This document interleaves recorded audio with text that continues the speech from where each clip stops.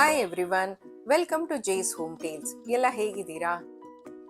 Before I start this video, I would like to thank all of you for the amazing response to my 47 kitchen tools video. I'm grateful for subscribing and supporting Jay's Home Tales. It means a lot. Today I'll be sharing similar video, 35 useful time saving kitchen tips. Hope you find this video useful too.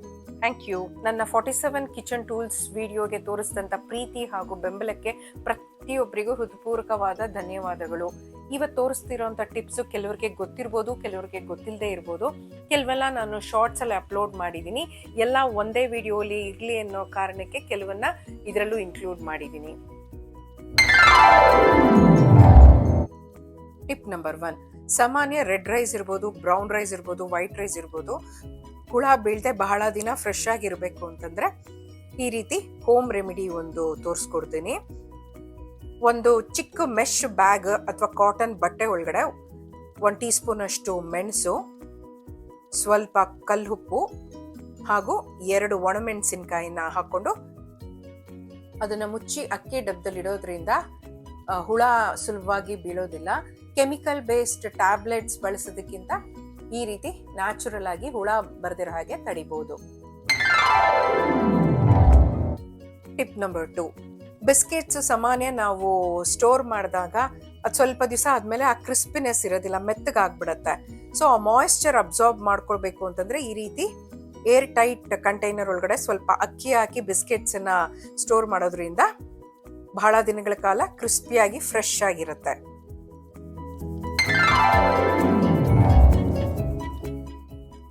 Tip number 3, ಸಾಮಾನ್ಯ fridge ನಲ್ಲಿ ನಾವು ತಿನ್ನೋ ಪದಾರ್ಥ ಇಡೋದ್ರಿಂದ ಒಂದ್ ಸ್ವಲ್ಪ foul smell ಬರಕ್ start ಆಗುತ್ತೆ. ಅದ್ ಬರಬಾರ್ದು ಅಂದಾಗ ಈ ರೀತಿ ಒಂದು ಫೋರ್ಕ್ ಅನ್ನ ಬಿಸಿ ಮಾಡ್ಕೊಂಡು ಒಂದು ಪ್ಲಾಸ್ಟಿಕ್ ಕಂಟೈನರ್ಗೆ ಹೋಲ್ಸ್ ಮಾಡ್ಕೊಂಡು 1 ಟೀ ಸ್ಪೂನ್ ಅಥವಾ 2 ಟೀ ಸ್ಪೂನ್ ಅಷ್ಟು ಬೇಕಿಂಗ್ ಸೋಡಾನ ಹಾಕಿ ನಾವು ಆ ಬಾಕ್ಸ್ ಅನ್ನ ಫ್ರಿಡ್ಜ್ ಅಲ್ಲಿ ಇಡೋದ್ರಿಂದ ಫ್ರಿಡ್ಜ್ ಅಲ್ಲಿ ಇರೋ ಫೌಲ್ ಸ್ಮೆಲ್ನೆಲ್ಲ ಅದು ಅಬ್ಸಾರ್ಬ್ ಮಾಡ್ಕೊಳ್ಳುತ್ತೆ. ವಾರಕ್ಕೊಮ್ಮೆ ನಾವು ಈ ರೀತಿ ಸೋಡಾನ ಬದಲಿಸ್ತಾ ಇದ್ರೆ ಫ್ರಿಡ್ಜು ಕ್ಲೀನ್ ಆಗಿರುತ್ತೆ ಹಾಗೂ ಫೌಲ್ ಸ್ಮೆಲ್ ಇರೋದಿಲ್ಲ. ಟಿಪ್ ನಂಬರ್ 4, ಡೀಪ್ ಫ್ರೈ ಮಾಡಿರೋ ಎಣ್ಣೆನ ಕ್ಲೀನಾಗಿ ಫಿಲ್ಟರ್ ಮಾಡ್ಕೋಬೇಕಂದ್ರೆ ಈ ರೀತಿ ಒಂದು ಟಿಶ್ಯೂ ಪೇಪರ್ ಅನ್ನ ಹರಡಿ ಅದ್ರ ಮೇಲೆ ಎಣ್ಣೆನ ಹಾಕಿ ಫಿಲ್ಟರ್ ಮಾಡ್ಕೊಳ್ಳೋದ್ರಿಂದ ಏನೇ ಪಾರ್ಟಿಕಲ್ಸ್ ಇದ್ರೂ ಕ್ಲೀನಾಗಿ ಫಿಲ್ಟರ್ ಆಗುತ್ತೆ. ಡೀಪ್ ಫ್ರೈ ಮಾಡಿರೋ ಎಣ್ಣೆನ ಮತ್ತೆ ಡೀಪ್ ಫ್ರೈ ಮಾಡೋದಕ್ಕೆ ಬಳಸೋದು ಆರೋಗ್ಯಕ್ಕೆ ಒಳ್ಳೇದಲ್ಲ, ಅದು ಒಗ್ಗರಣೆಗೆ ಬಳಸ್ಕೋಬಹುದು. ಟಿಪ್ ನಂಬರ್ 5, ಸಾಮಾನ್ಯ ನಾವು ಬಳಸುವಂತ ವಾಟರ್ ಬಾಟಲ್ಸ್ ಎಲ್ಲ ಒಂದೊಂದ್ಸತಿ ಫೌಲ್ ಸ್ಮೆಲ್ ಬರ್ಲಿಕ್ಕೆ ಶುರು ಆಗುತ್ತೆ. ನಾವು ಡಿಶ್ ಲಿಕ್ವಿಡ್ ಹಾಕಿ ವಾಶ್ ಮಾಡಿದಾಗ ಡಿಶ್ ಲಿಕ್ವಿಡ್ ಸ್ಮೆಲ್ ಕೂಡ ಬರ್ಲಿಕ್ಕೆ ಶುರು ಆಗುತ್ತೆ. ಈ ರೀತಿ ನಾವು ನಿಂಬೆ ರಸ, ಸೋಡಾ ಹಾಗೂ ಬಿಸಿನೀರನ್ನ ಹಾಕಿ ಸುಮಾರು ಅರ್ಧ ಗಂಟೆ ಹಾಗೆ ನೆನೆಸಿ ನಂತರ ಅದನ್ನ ಒಂದು ಬ್ರಷಿನ ಸಹಾಯದಿಂದ ಅಥವಾ ಕ್ಲೀನ್ ಆಗಿ ಶೇಕ್ ಮಾಡಿ ತೊಳೆಯೋದ್ರಿಂದ ಸ್ವಲ್ಪ ಕೂಡ ಫೌಲ್ ಸ್ಮೆಲ್ ಇರೋದಿಲ್ಲ.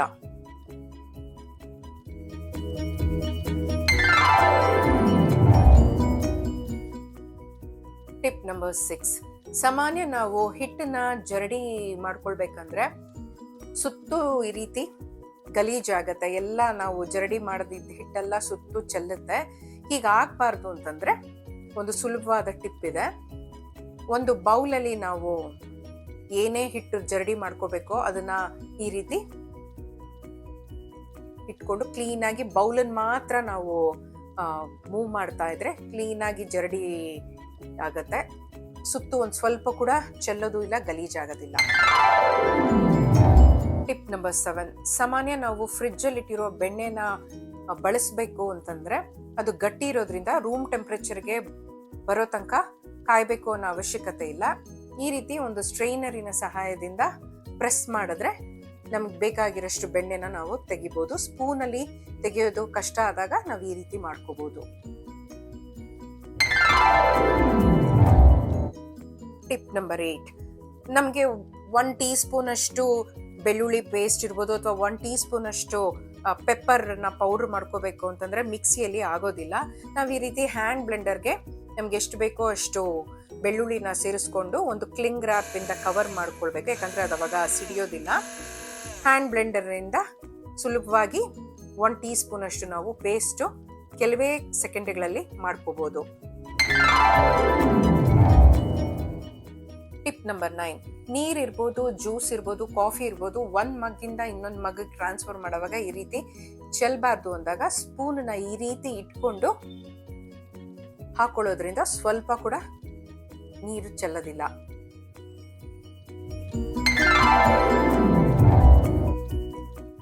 Tip number 10, price tag stickers ನ ಸ್ಟೀಲ್ ಆಗ್ಲಿ ಪ್ಲಾಸ್ಟಿಕ್ ಕಂಟೈನರ್ ಅಲ್ಲಿ ಇರೋಂಥದ್ದನ್ನ ಹೇಗೆ ತೆಗೆಯೋದು ಅಂತ ತೋರಿಸ್ಕೊಡ್ತೀನಿ. ಸ್ಟೀಲ್ ಅಲ್ಲಿ ಇರೋಂಥ ಪ್ರೈಸ್ ಟ್ಯಾಗ್ ಸ್ಟಿಕ್ಕರ್ ನ ಈ ರೀತಿ ಬಿಸಿ ಮಾಡ್ಕೊಂಡಾಗ ಅದು ಗ್ಲೂ ಎಲ್ಲ ಮೆಲ್ಟ್ ಆಗುತ್ತೆ, ಸುಲಭವಾಗಿ ತೆಗಿಬಹುದು ಈ ರೀತಿ. ಹಾಗೆ ಇವಾಗ ಪ್ಲಾಸ್ಟಿಕ್ ಅನ್ನ ಈ ರೀತಿ ಫ್ಲೇಮ್ ಅಲ್ಲಿ ಇಟ್ಟು ಬಿಸಿ ಮಾಡ್ಲಿಕ್ಕೆ ಆಗೋದಿಲ್ಲ, ಹಾಗೆ ತೆಗೆಯೋದಕ್ಕೆ ಇದು ಕಷ್ಟ.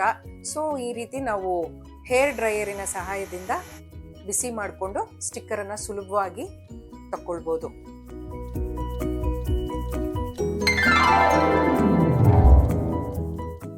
ಟಿಪ್ ನಂಬರ್ 11, ಸಾಮಾನ್ಯ ನಾವು ಬಾಯ್ಲ್ಡ್ ಎಗ್ ನ ಚಾಕುಯಿಂದ ಕಟ್ ಮಾಡಿದಾಗ ಯೋಕ್ ಸಪ್ರೇಟ್ ಆಗ್ಬಿಡುತ್ತೆ, ಸರಿಯಾಗಿ ಕ್ಲೀನಾಗಿ ಕಟ್ ಆಗೋದಿಲ್ಲ. ಈ ರೀತಿ ಒಂದು ದಾರದ ಸಹಾಯದಿಂದ ಕಟ್ ಮಾಡೋದ್ರಿಂದ ಕ್ಲೀನಾಗಿ ಕಟ್ ಆಗುತ್ತೆ ಹಾಗೂ ಯೋಕ್ ಸಪ್ರೇಟ್ ಆಗೋದಿಲ್ಲ. ಎಷ್ಟು ನೀಟಾಗಿ ಕಟ್ ಆಗುತ್ತೆ ನೋಡಿ.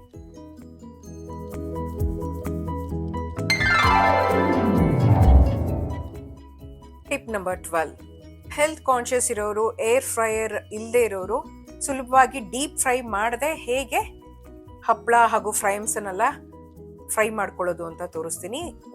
ಒಂದು ಬಾಣಲಿಯಲ್ಲಿ ಉಪ್ಪನ್ನ ಚೆನ್ನಾಗಿ ಬಿಸಿ ಮಾಡ್ಕೋಬೇಕು. ನಂತರ ಈ ರೀತಿ ಒಂದು ಹಪ್ಪಳನ ಸೇರಿಸ್ಕೊಂಡು ಅದ್ರ ಮೇಲೆ ಉಪ್ಪನ್ನೆಲ್ಲ ಕೋಟ್ ಆಗೋ ಥರ ಮಾಡಿಕೊಂಡು ಎರಡು ಕಡೆನೂ ಬೇಯಿಸ್ಕೊಳ್ಳೋದ್ರಿಂದ ಕ್ರಿಸ್ಪಿಯಾಗಿ ಹಪ್ಪಳ ರೆಡಿ ಆಗುತ್ತೆ. ಅದೇ ರೀತಿ ನಾವು ಫ್ರೈಮ್ಸನ್ನು ಕೂಡ ಬಿಸಿ ಬಿಸಿಯಾಗಿರೋ ಉಪ್ಪಿಗೆ ಹಾಕಿ ಹುರ್ಕೊಳ್ಳೋದ್ರಿಂದ ಸುಲಭವಾಗಿ ಫ್ರೈ ಮಾಡ್ಕೊಳ್ಬೋದು. ಅದೇ ರೀತಿ ಕಾರ್ನ್ ಫ್ಲೇಕ್ಸ್ ಅಂತ ಏನು ಸಿಗುತ್ತೆ ಅದನ್ನು ಉಪ್ಪಿನಲ್ಲಿ ಚೆನ್ನಾಗಿ ಹುರ್ಕೊಳ್ಳೋದ್ರಿಂದ ಕ್ಲೀನಾಗಿ ಫ್ರೈ ಆಗುತ್ತೆ.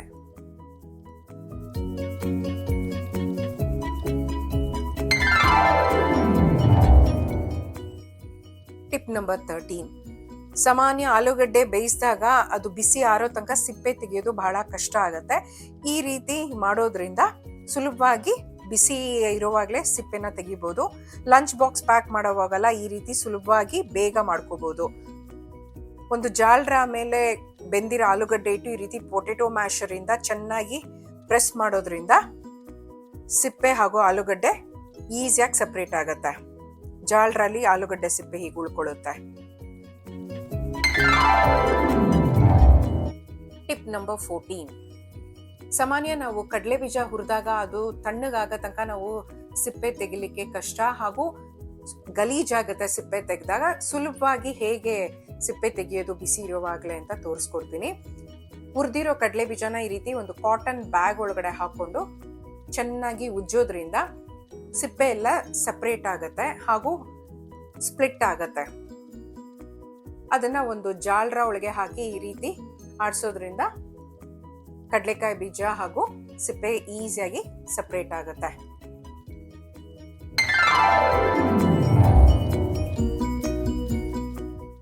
ಟಿಪ್ ನಂಬರ್ 15, ಸಾಮಾನ್ಯ ನಾವು ಸ್ಟೀಲ್ ಗ್ರೇಟರ್ ಯೂಸ್ ಮಾಡ್ತಾ ಮಾಡ್ತಾ ಅದರದ್ದು ಶಾರ್ಪ್ನೆಸ್ ಕಮ್ಮಿ ಆದಾಗ ಈ ರೀತಿ ಪೆಸಲ್ ಅಂದ್ರೆ ಕುಟಾಣಿಯಲ್ಲಿ ಈ ರೀತಿ ಉಜ್ಕೊಳ್ಳೋದ್ರಿಂದ ಮತ್ತೆ ಹೊಸದಾಗಿ ಹೇಗೆ ಶಾರ್ಪ್ ಆಗಿರುತ್ತೋ ಅದೇ ರೀತಿ ಶಾರ್ಪ್ ಆಗುತ್ತೆ, ಈಸಿಯಾಗಿ ತುರ್ಕೊಳ್ಬೋದು.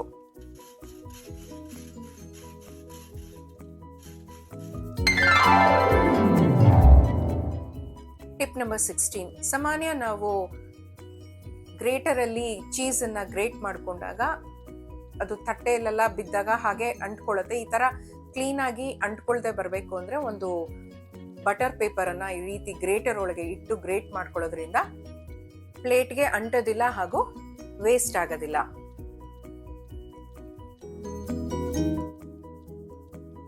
ಗ್ರೇಟೆಡ್ ಚೀಸ್ ಇಂದ ಕ್ವಿಕ್ ಆಗಿ ಒಂದು ಸ್ನ್ಯಾಕ್ ಮಾಡೋದು ಹೇಗೆ ಅಂತ ತೋರಿಸ್ತೀನಿ. ಗ್ರೇಟೆಡ್ ಚೀಸ್ಗೆ ಸ್ವಲ್ಪ ಉಪ್ಪು, ಸ್ವಲ್ಪ ರೆಡ್ ಚಿಲ್ಲಿ ಪೌಡರ್ ಹಾಗೂ ಬೇಕು ಅಂದರೆ ನಾವು ಪಿಜ್ಜಾ ಸ್ಪೈಸಸ್ನು ಹಾಕ್ಕೊಳ್ಬೋದು. ಹಾಕ್ಕೊಂಡು ಒಂದು 2 ನಿಮಿಷ ಮೈಕ್ರೋವೇವ್ ಮಾಡ್ಕೋಬೇಕು. ಚೀಸ್ ಎಲ್ಲ ಮೆಲ್ಟ್ ಆಗಿ ಸ್ವಲ್ಪ ಕ್ರಿಸ್ಪಿಯಾಗಿ ಆಗುತ್ತೆ. ಇದು ತಿನ್ನಲಿಕ್ಕೆ ಬಹಳ ರುಚಿಯಾಗಿರುತ್ತೆ ಹಾಗೂ ಬಹಳ ಬೇಗ ಮಾಡ್ಬೋದು. ಮಕ್ಳಿಗೆ ಇಷ್ಟ ಆಗುತ್ತೆ. ಟಿಪ್ ನಂಬರ್ 17, ಬ್ಯಾಚುಲರ್ಸ್ಗೆ ಅಥವಾ ಸ್ಟೂಡೆಂಟ್ಸ್ಗೆ ಇದು ಬಹಳ ಹೆಲ್ಪ್ ಆಗುತ್ತೆ. ಕ್ವಿಕ್ ಆಗಿ ನಾವು ಮಿಕ್ಸಿ ಬಳಸಿ ಚಪಾತಿ ಹಿಟ್ಟು ಈ ರೀತಿ ಕಲ್ಸ್ಕೋಬಹುದು. ಸುಮಾರು 1 ಕಪ್ ಗೋಧಿ ಹಿಟ್ಟಿಗೆ ಅರ್ಧ ಕಪ್ ನೀರು, ಸ್ವಲ್ಪ ಉಪ್ಪನ್ನ ಸೇರಿಸ್ಕೊಳ್ತಾ ಇದ್ದೀನಿ. ಬೇಕಂದ್ರೆ ನಾವು ಸ್ವಲ್ಪ ಎಣ್ಣೆ ಅರ್ಧ ಟೀ ಸ್ಪೂನ್ ಅಷ್ಟು ಸೇರಿಸ್ಕೊಂಡ್ರೆ ಇನ್ನೂ ಸಾಫ್ಟ್ ಆಗಿ ಬರುತ್ತೆ. ಕೆಲವೇ ಸೆಕೆಂಡ್ಗಳಲ್ಲಿ ನಾವು ಚಪಾತಿ ಹಿಟ್ಟನ್ನ ಸುಲಭವಾಗಿ ಈ ರೀತಿ ಮಾಡ್ಕೊಳ್ಬಹುದು. ನೋಡಿ ಎಷ್ಟು ಸಾಫ್ಟ್ ಆಗಿ ಬಂದಿದೆ.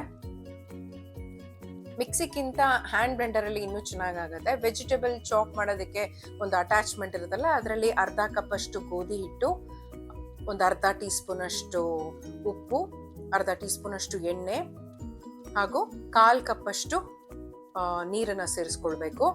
ಅರ್ಧ ಕಪ್ಗೆ 1/4 ಕಪ್ ನೀರು ಕರೆಕ್ಟ್ ಆಗಿರುತ್ತೆ.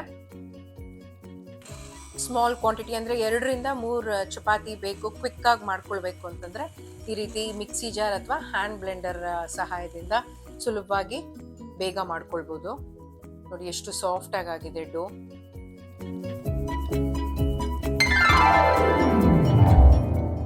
ಟಿಪ್ ನಂಬರ್ 18, ಬೆಳ್ಳುಳ್ಳಿನ 2 ವಿಧಾನದಲ್ಲಿ ಸುಲಭವಾಗಿ ಹೇಗೆ ಬಿಡಿಸೋದು ಅಂತ ತೋರಿಸ್ಕೊಡ್ತೀನಿ. ಮೊದಲನೇ ವಿಧಾನದಲ್ಲಿ ಒಂದು ಮೈಕ್ರೋವೇವ್ ಬೌಲಲ್ಲಿ ಬೆಳ್ಳುಳ್ಳಿನ ಈ ರೀತಿ ಹಾಕೊಂಡು ಸುಮಾರು 30 ರಿಂದ 50 ಸೆಕೆಂಡ್ ವರೆಗೂ ಮೈಕ್ರೋವೇವ್ ಮಾಡ್ಕೊಳ್ಬೇಕು.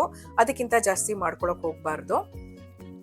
1 ನಿಮಿಷಕ್ಕಿಂತ ಜಾಸ್ತಿ ಮೈಕ್ರೋವೇವ್ ಮಾಡ್ಕೊಂಡ್ರೆ ಅದೊಂಥರ ಒಳಗಡೆ ಬೆಂದಂಗೆ ಆಗ್ಬಿಡತ್ತೆ, ಚೆನ್ನಾಗಿರೋದಿಲ್ಲ. ಹಾಗಾಗಿ ನೋಡಿ ಸಿಪ್ಪೆ ಎಷ್ಟು ಸುಲಭವಾಗಿ ಬಂದ್ಬಿಡತ್ತೆ. ಇನ್ನೊಂದು ವಿಧಾನ ಬಂದು ಬಿಸಿನೀರನ್ನ ಸೇರಿಸ್ಕೊಂಡು 2 ರಿಂದ 3 ನಿಮಿಷ ನೆನೆಲಿಕ್ಕೆ ಬಿಡಬೇಕು. ಆಗ್ಲೂ ಈಸಿಯಾಗಿ ಸಿಪ್ಪೆ ಈ ರೀತಿ ಬರುತ್ತೆ. ನೀರು ತುಂಬಾ ಬಿಸಿನೂ ಇರಬಾರ್ದು, ಹಾಗಾಗಿ ತುಂಬಾ ಬೆಚ್ಚಕ್ಕೂ ಇರಬಾರ್ದು.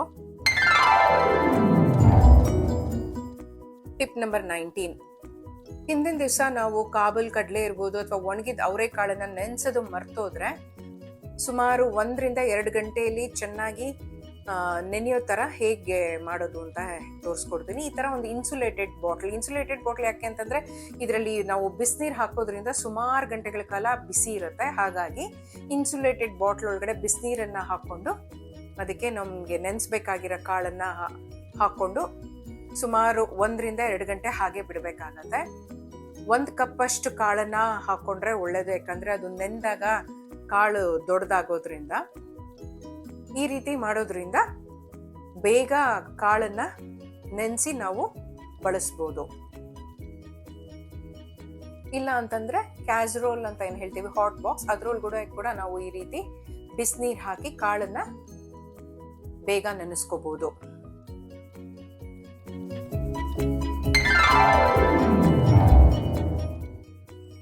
ಟಿಪ್ ನಂಬರ್ 20, ಚಳಿಗಾಲದಲ್ಲಿ ಹಾಗೂ ಮಳೆಗಾಲದಲ್ಲಿ ಮೊಸರು ಬೇಗ ಮಾಡ್ಕೋಬೇಕು ಅಂದ್ರೆ ಇದು ಒಂದು ಒಳ್ಳೆ ವಿಧಾನ.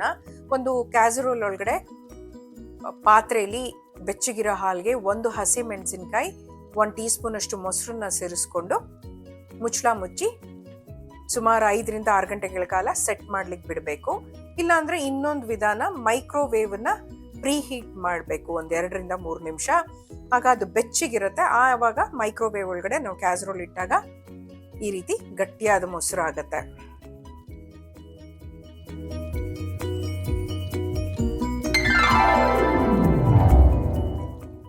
ಟಿಪ್ ನಂಬರ್ 21, ಸಾಮಾನ್ಯ ನಾವು ಪನ್ನೀರನ್ನು ತಂದಾಗ ಪ್ಯಾಕೆಟ್ ಓಪನ್ ಮಾಡಿದ ತಕ್ಷಣ ನಾವು ಏರ್ ಟೈಟ್ ಕಂಟೈನರ್ ಅಲ್ಲಿ ಹಾಕಿ ಫ್ರಿಡ್ಜ್ ಅಲ್ಲಿ ಇಡ್ತೀವಿ. ಏರ್ ಟೈಟ್ ಕಂಟೈನರ್ ಅಲ್ಲಿ ಸ್ವಲ್ಪ ನೀರನ್ನ ಸೇರಿಸಿ ಉಪ್ಪನ್ನ ಹಾಕಿ ಫ್ರಿಡ್ಜ್ ಅಲ್ಲಿ ಇಡೋದ್ರಿಂದ ಬಹಳ ದಿನಗಳ ಕಾಲ ಪನ್ನೀರು ಸಾಫ್ಟ್ ಆಗು ಇರುತ್ತೆ ಹಾಗೂ ಫ್ರೆಶ್ ಆಗಿರುತ್ತೆ. ಪನ್ನೀರ್ ಪ್ಯಾಕೆಟ್ ಮೇಲೆ ಡೇಟ್ ನ ಚೆಕ್ ಮಾಡಿ, ಅದು ಎಕ್ಸ್ಪೈರಿ ಡೇಟ್ ಅಂದ್ರೆ ಬೆಸ್ಟ್ ಬಿಫೋರ್ ಡೇಟ್ ಯಾವಾಗ ಇರುತ್ತೆ ಅಂತ ನೋಡಿ ಅದನ್ನ ನಾವು ಆ ಬಾಕ್ಸ್ ಮೇಲೆ ನೋಟ್ ಮಾಡಿ ಇಟ್ಕೊಂಡ್ರೆ ಒಳ್ಳೇದು. ಈ ರೀತಿ ನಾವು ಫ್ರಿಡ್ಜ್ ಅಲ್ಲಿ ಸ್ಟೋರ್ ಮಾಡೋದ್ರಿಂದ ಪನ್ನೀರ್ ಫ್ರೆಶ್ ಆಗು ಇರುತ್ತೆ ಹಾಗೂ ಸಾಫ್ಟ್ ಆಗಿರುತ್ತೆ. ಟಿಪ್ ನಂಬರ್ 22, ಸಾಮಾನ್ಯ ನಾವು ಇನ್ಸ್ಟಂಟ್ ಕಾಫಿ ಪೌಡರ್ ಅನ್ನ ತಂದಾಗ ನಾವು ಹಾಗೆ ಬಾಟ್ಲಲ್ಲಿ ಸ್ಟೋರ್ ಮಾಡಿದಾಗ ಗಡ್ಡೆ ಕಟ್ಟುತ್ತೆ, ಅಂದರೆ ಗಟ್ಟಿ ಆಗತ್ತೆ. ಸೊ ಹಂಗೆ ಆಗಬಾರ್ದು ಅಂದಾಗ ನಾವು ಈ ಥರ ಸೀಲ್ ಮಾಡಬೇಕು, ಇಲ್ಲಾಂತಂದರೆ ಏರ್ ಟೈಟ್ ಕಂಟೈನರ್ ಒಳಗಿಟ್ಟು ಫ್ರಿಡ್ಜಲ್ಲಿ ಇಡಬೇಕಾಗತ್ತೆ. ಫ್ರಿಡ್ಜಲ್ಲಿ ಇಡೋದ್ರಿಂದ ಅದು ಗಡ್ಡೆ ಕಟ್ಟೋದಿಲ್ಲ. ನಮ್ಗೆ ಎಷ್ಟು ಬೇಕೋ ಅಷ್ಟು ಒಂದು ಬಾಟ್ಲಿಗೆ ಟ್ರಾನ್ಸ್ಫರ್ ಮಾಡಿಕೊಂಡು ಉಳಿದಿರೋದನ್ನು ನಾವು ಫ್ರಿಡ್ಜಲ್ಲಿ ಸ್ಟೋರ್ ಮಾಡೋದ್ರಿಂದ ಸ್ವಲ್ಪನೂ ಗಡ್ಡೆ ಕಟ್ಟೋದಿಲ್ಲ ಹಾಗೂ ಫ್ರೆಶ್ ಆಗಿರುತ್ತೆ. ಅದೇ ರೀತಿ ಹಾರ್ಲಿಕ್ಸ್ ಕೂಡ ಏನೇ ನಾವು ಏರ್ ಟೈಟ್ ಕಂಟೈನರಲ್ಲೆಲ್ಲ ಹಾಕಿ ಹೊರಗಡೆ ಇಟ್ಟರು ಅದು ಬಹಳ ಬೇಗ ಗಟ್ಟಿ ಆಗುತ್ತೆ. ಏರ್ ಟೈಟ್ ಕಂಟೈನರಲ್ಲಿ ನಾವು ಹಾರ್ಲಿಕ್ಸನ್ನು ಇಟ್ಟು ರೆಫ್ರಿಜರೇಟ್ ಮಾಡೋದ್ರಿಂದ ಬಹಳ ದಿನಗಳ ಕಾಲ ಅದು ಫ್ರೆಶ್ ಆಗೂ ಇರುತ್ತೆ ಹಾಗೂ ಗಟ್ಟಿ ಆಗೋದಿಲ್ಲ.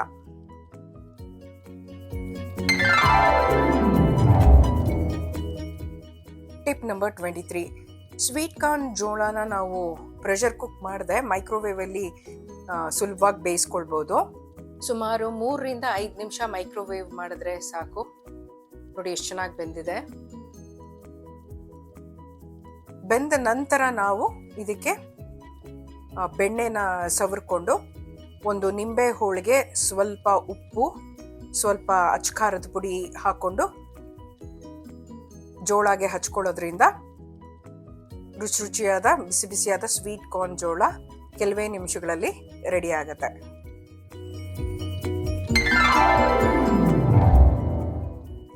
ಟಿಪ್ ನಂಬರ್ 24, ಬೇಳೆ ಬೇಯುವಾಗ ಅರಿಶಿನ, ಸ್ವಲ್ಪ ಹಿಂಗು ಹಾಕೋದ್ರಿಂದ ಗ್ಯಾಸ್ಟ್ರಿಕ್ ಪ್ರಾಬ್ಲಮ್ ಆಗಲ್ಲ ಅಂತ.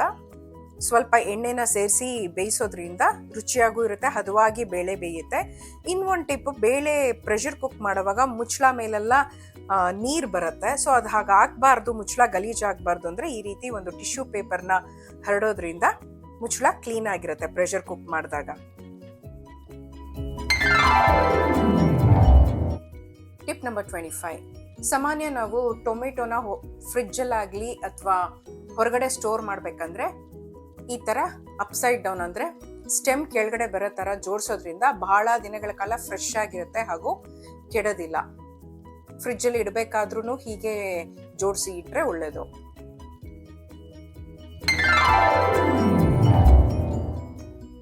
ಟಿಪ್ ನಂಬರ್ 26, ಈರುಳ್ಳಿ ಹೆಚ್ಚುವಾಗ ಕಣ್ಣಲ್ಲಿ ನೀರು ಬರಬಾರ್ದು ಅಂದರೆ ಈ ರೀತಿ ಈರುಳ್ಳಿ ಸಿಪ್ಪೆ ತೆಗೆದು ಒಂದು ಬೌಲಲ್ಲಿ ನೀರಿಟ್ಕೊಂಡು ಈರುಳ್ಳಿನೆಲ್ಲ ನೆನೆಸಿ ಸುಮಾರು 10ರಿಂದ 15 ನಿಮಿಷ ಫ್ರಿಡ್ಜಲ್ಲಿಟ್ಟು ನಂತರ ಕಟ್ ಮಾಡೋದ್ರಿಂದ ಕಣ್ಣಲ್ಲಿ ಸ್ವಲ್ಪ ಕೂಡ ನೀರು ಬರೋದಿಲ್ಲ. ಕಟ್ ಮಾಡಿರೋ ಈರುಳ್ಳಿ ಹೊರಗಡೆ ಆಗಲಿ ಫ್ರಿಡ್ಜಲ್ಲಾಗಲಿ ಜಾಸ್ತಿ ಹೊತ್ತು ಇಡಕ್ಕೆ ಹೋಗ್ಬಾರ್ದು. ಹಾಗಿಟ್ಟ ಈರುಳ್ಳಿನ ಬಳಸೋದು ಒಳ್ಳೇದಲ್ಲ ಆರೋಗ್ಯಕ್ಕೆ. ಟಿಪ್ ನಂಬರ್ 27, ನಾವು ಪಾತ್ರೆಯಲ್ಲಿ ಬೇಳೆ ಬೇಯಿಸ್ಕೊಳ್ಬೇಕಾದಾಗ ಸಾಮಾನ್ಯ ಹೋಳಿಗೆಗೆ ಎಲ್ಲ ನಾವು ಈ ರೀತಿ ಪಾತ್ರೆಯಲ್ಲಿ ಬೇಯಿಸ್ಕೊಳ್ಳುವಾಗ ಕುದಿಯುವಾಗ ಅದು ಉಕ್ಕಿ ಹರಿಯುತ್ತೆ. ಸೊ ಹಾಗಾಗಬಾರ್ದು ಅಂದರೆ ತುಪ್ಪನ ಈ ರೀತಿ ಕಂಠಕ್ಕೆ ಸವರ್ಕೊಳ್ಳೋದ್ರಿಂದ ಬೇಳೆ ಎಷ್ಟೇ ಕುದ್ರೂ ಉಕ್ಕೋದಿಲ್ಲ.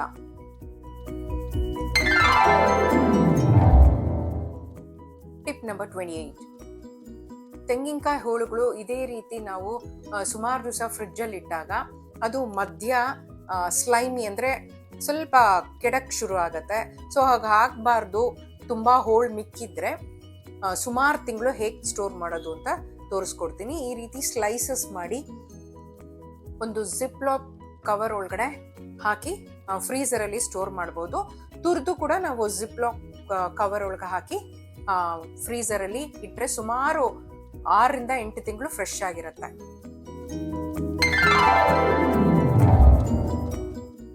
ಟಿಪ್ ನಂಬರ್ 29, ಮಿಕ್ಸಿ ಬ್ಲೇಡ್ಸ್ನೆಲ್ಲ ಶಾರ್ಪ್ ಮಾಡಬೇಕು ಅಂತಂದರೆ ಈ ರೀತಿ ಕಲ್ಲು ಉಪ್ಪಿರುತ್ತಲ್ಲ, ಕಲ್ಲು ಉಪ್ಪನ್ನ ಹಾಕ್ಕೊಂಡು ಪೌಡ್ರ್ ಮಾಡೋದ್ರಿಂದ ನಮಗೆ ಸಾಲ್ಟ್ ಸಿಗುತ್ತೆ ಹಾಗೂ ಮಿಕ್ಸಿ ಬ್ಲೇಡ್ಸು ಚೆನ್ನಾಗಿ ಶಾರ್ಪ್ ಆಗುತ್ತೆ. ಈ ರೀತಿ ಮಾಡೋದ್ರಿಂದ ಮಸಾಲೆ ಎಲ್ಲ ಚೆನ್ನಾಗಿ ಪೇಸ್ಟ್ ಆಗುತ್ತೆ. ಅದೇ ರೀತಿ ಸಿಸರ್ಸನ್ನ ಶಾರ್ಪ್ ಮಾಡಬೇಕಂದ್ರೆ ಈ ಥರ ಅಲ್ಯೂಮಿನಿಯಂ ಫಾಯಿಲನ್ನು ಕಟ್ ಮಾಡೋದ್ರಿಂದ ಸಿಸರ್ಸ್ ಈಸಿಯಾಗಿ ಶಾರ್ಪ್ ಆಗುತ್ತೆ.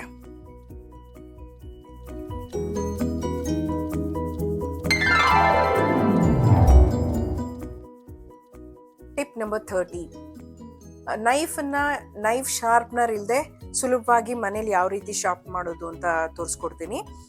ಒಂದು ಸೆರಾಮಿಕ್ ಮಗ್ ಅಥವಾ ಬೌಲನ್ನು ಈ ರೀತಿ ಉಲ್ಟಾ ಮಾಡಿ ನೈಫನ್ನು ಚೆನ್ನಾಗಿ ರಬ್ ಮಾಡೋದ್ರಿಂದ ನೈಫ್ ಸುಲಭವಾಗಿ ಶಾರ್ಪ್ ಆಗುತ್ತೆ. ಒಂದು ಟೊಮ್ಯಾಟೋನ ಸ್ಲೈಸ್ ಮಾಡಿ ನೋಡಿದ್ರೆ ನೈಫ್ ಎಷ್ಟು ಶಾರ್ಪ್ ಆಗಿದೆ ಅಂತ ಈಸಿಯಾಗಿ ಗೊತ್ತಾಗುತ್ತೆ. ನೋಡಿ ಎಷ್ಟು ನೀಟಾಗಿ ಸ್ಲೈಸ್ ಆಗುತ್ತೆ. ಟಿಪ್ ನಂಬರ್ 31, ಮಿಕ್ಸಿ ಬಳಸದೆ ಗ್ರೈಂಡರ್ ಬಳಸದೆ ಸುಲಭವಾಗಿ ಬೇಳೆ ಹೋಳಿಗೆ ಹೂರ್ಣನ ಕೆಲವೇ ನಿಮಿಷದಲ್ಲಿ ಹೇಗೆ ತಯಾರಿಸೋದು ಅಂತ ತೋರಿಸ್ಕೊಡ್ತೀನಿ. ಮಿಕ್ಸಿಯಲ್ಲಿ ನಾವು ರುಬ್ಬಬೇಕಾದ್ರೆ ಅದು ತಣ್ಣಗಾಗಬೇಕು, ಹಾಗೂ ಬ್ಲೇಡ್ ಅಷ್ಟು ಸುಲಭವಾಗಿ ತಿರುಗೋದಿಲ್ಲ. ಗ್ರೈಂಡರ್ ಬಹಳ ಸಮಯ ತಗೊಳುತ್ತೆ. ಈ ರೀತಿ ಹ್ಯಾಂಡ್ ಬ್ಲೆಂಡರಿಂದ ನಾವು ಮಾಡೋದ್ರಿಂದ ಬಹಳ ಸುಲಭವಾಗಿ ಹಾಗೂ ಬೇಗ ಹೂರ್ಣನ ತಯಾರಿಸ್ಕೊಳ್ಬೋದು. 2-3 ನಿಮಿಷದೊಳಗೆ ನಾವು ಹೂರ್ಣನ ತಯಾರಿಸ್ಕೊಳ್ಬೋದು ಹ್ಯಾಂಡ್ ಬ್ಲೆಂಡರಿಂದ. ಸ್ಟೀಲ್ ಹ್ಯಾಂಡ್ ಬ್ಲೆಂಡರ್ ಬಳಸೋದು ಉತ್ತಮ. It's better to use a steel hand blender. Soft ಆಗಿ ಹೂರ್ಣ ತಯಾರಾಗುತ್ತೆ. ಇದು ಬಹಳ ಯೂಸ್ಫುಲ್ ಹಾಗೂ ಟೈಮ್ ಸೇವಿಂಗ್ ಟಿಪ್ ಅಂತಾನೆ ಹೇಳ್ಬೋದು. ಫುಲ್ ವಿಡಿಯೋ ರೆಸಿಪಿ ಲಿಂಕ್ ನಾನು ಡಿಸ್ಕ್ರಿಪ್ಷನಲ್ಲಿ ಶೇರ್ ಮಾಡಿರ್ತೀನಿ. ಸಾಫ್ಟ್ ಆಗಿದೆ ನೋಡಿ ಹೂರ್ಣ.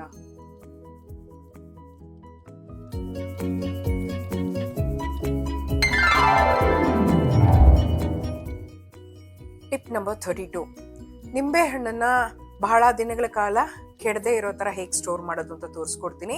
ಫ್ರಿಡ್ಜಲ್ಲಿ ನಾವು ಹಾಗೆ ಇಟ್ಟರೆ ನೋಡಿ ಈ ಥರ ಬ್ರೌನ್ ಆಗಿಬಿಡುತ್ತೆ, ಲೈಟ್ ಬ್ರೌನ್ ಆಗುತ್ತೆ, ಸ್ವಲ್ಪ ಒಣಗ್ದಂಗೆ ಆಗುತ್ತೆ. ಸೊ ಅದಕ್ಕೆ ನಾವು ಈ ಒಂದು ಬಾಟ್ಲಲ್ಲಿ ನೀರನ್ನು ಸೇರಿಸ್ಕೊಂಡು ಅದರೊಳಗೆ ನಿಂಬೆಹಣ್ಣನ್ನು ಇಟ್ಟು ಫ್ರಿಡ್ಜಲ್ಲಿ ಇಡೋದ್ರಿಂದ ಸುಮಾರು ದಿನಗಳ ಕಾಲ ಫ್ರೆಶ್ ಆಗಿರುತ್ತೆ.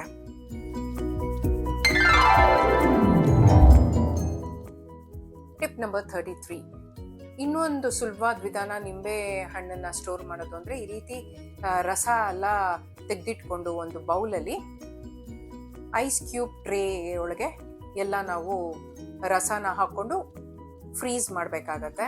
ಸುಮಾರು 6-8 ಗಂಟೆಗಳ ಕಾಲ ಫ್ರೀಸ್ ಮಾಡಬೇಕಾಗತ್ತೆ. ಅದೇ ರೀತಿ ನಾವು ಹುಣಸೆ ಹಣ್ಣನ್ನು ಕೂಡ ಫ್ರೀಸ್ ಮಾಡಿ ಇಟ್ಕೋಬೋದು. ಹುಣಸೆ ಹಣ್ಣನ್ನು ನೆನೆಸಿ ಪಲ್ಪಿಂದ ರಸ ಎಲ್ಲ ತೆಗೆದು ಇದೇ ರೀತಿ ಐಸ್ ಕ್ಯೂಬ್ ಟ್ರೇಯಲ್ಲಿ ಹಾಕೊಂಡು ಅದನ್ನು 6-8 ಗಂಟೆಗಳ ಕಾಲ ಫ್ರೀಸ್ ಮಾಡಿ ಇಟ್ಕೊಳ್ಬೇಕು. 6-8 ಗಂಟೆಗಳ ನಂತರ ಅದನ್ನೆಲ್ಲ ಒಂದು ಬಾಟ್ಲಿಗೆ ಟ್ರಾನ್ಸ್ಫರ್ ಮಾಡಿ ಮತ್ತೆ ಫ್ರೀಸರಲ್ಲೇ ಇಡಬೇಕಾಗತ್ತೆ. ಈ ಥರ ಸಿಲಿಕಾನ್ ಬೇಸ್ ಇರೋವಂಥ ಐಸ್ ಕ್ಯೂಬ್ ಟ್ರೇ ತೊಗೊಳ್ಳೋದು ಉತ್ತಮ. ಅದು ಫ್ಲೆಕ್ಸಿಬಲ್ ಇರೋದ್ರಿಂದ ಈಸಿಯಾಗಿ ಪಾಪ್ಔಟ್ ಆಗುತ್ತೆ. ನಮಗೆ ಬೇಕಾದಾಗ ಈ ರೀತಿ ಚಿತ್ರಾನ್ನ ಆಗಲಿ ಅಥವಾ ಉಪ್ಪಿಟ್ಟಿಗೆ ಒಂದು ಕ್ಯೂಬ್ ಹಾಕ್ಕೊಳ್ಬೋದು. ಅದೇ ರೀತಿ ಹುಣಸೆ ಹಣ್ಣಿನ ಕ್ಯೂಬ್ಸೂ ಅಷ್ಟೇ ಫ್ರೀಸ್ ಮಾಡಿ ಒಂದು ಬಾಟ್ಲಲ್ಲಿ ಇಟ್ಕೊಂಡಿದ್ರೆ ನಮಗೆ ಬೇಕಾದಾಗ ಸಾಂಬಾರ್ ಅಥವಾ ರಸ ಮಾಡಿದಾಗ ಈಸಿಯಾಗಿ ಒಂದು ಕ್ಯೂಬ್ ಎತ್ತು ಹಾಕಿದ್ರೆ ಆಯಿತು, ಸುಲಭವಾಗಿ ಬಳಸ್ಬೋದು. ಟಿಪ್ ನಂಬರ್ 34, ಸುಲಭವಾಗಿ ಫೌಲ್ ಸ್ಮೆಲ್ ಇಲ್ಲದೆ ಮೊಳಕೆನ ಹೇಗೆ ಬರ್ಸೋದು ಅಂತ ತೋರಿಸ್ಕೊಡ್ತೀನಿ. ಈ ರೀತಿ ಸ್ಟೀಲ್ ಕಂಟೈನರ್, ಹೋಲ್ ಇರುವಂಥ ಸ್ಟೀಲ್ ಕಂಟೈನರ್ ಅಥವಾ ಬಾಕ್ಸ್ ಒಳಗೆ ನೆಂದಿರುವಂಥ ಕಾಳುಗಳನ್ನು ಹಾಕಿ ಒಂದು ದಿವಸ ಬಿಟ್ಟರೆ ಕ್ಲೀನಾಗಿ ಮೊಳಕೆ ಬರುತ್ತೆ. ಕೆಲವರು ಏರ್ ಟೈಟ್ ಕಂಟೈನರಲ್ಲಿ ಹಾಕಿ ಮೊಳಕೆ ಬರೆಸ್ತಾರೆ, ಬಟ್ ಅದು ಗಾಳಿ ಆಡದೇ ಇರೋದ್ರಿಂದ ಸ್ವಲ್ಪ ಫೌಲ್ ಸ್ಮೆಲ್ ಬರುತ್ತೆ. ಇಲ್ಲ ಅಂತಂದರೆ ಈ ರೀತಿ ಸ್ಟೀಮರಲ್ಲಿ ಕೂಡ ನಾವು ಮೊಳಕೆ ಬರೆಸ್ಬೋದು. ಟಿಪ್ ನಂಬರ್ 35, ಸಾಸ್ ಅಥವಾ ಕೆಚಪ್ ಬಾಟಲ್ನ ಈಸಿಯಾಗಿ ನೈಫ್ ಅಥವಾ ಸಿಸರಿನ ಸಹಾಯ ಇಲ್ಲದೆ ಹೇಗೆ ಹೋಲ್ ಮಾಡೋದು ಅಂತ ತೋರಿಸ್ಕೊಡ್ತೀನಿ. ಈ ಥರ ಕ್ಯಾಪಲ್ಲಿ ಒಂದು ಗ್ರೂ ಇರುತ್ತೆ.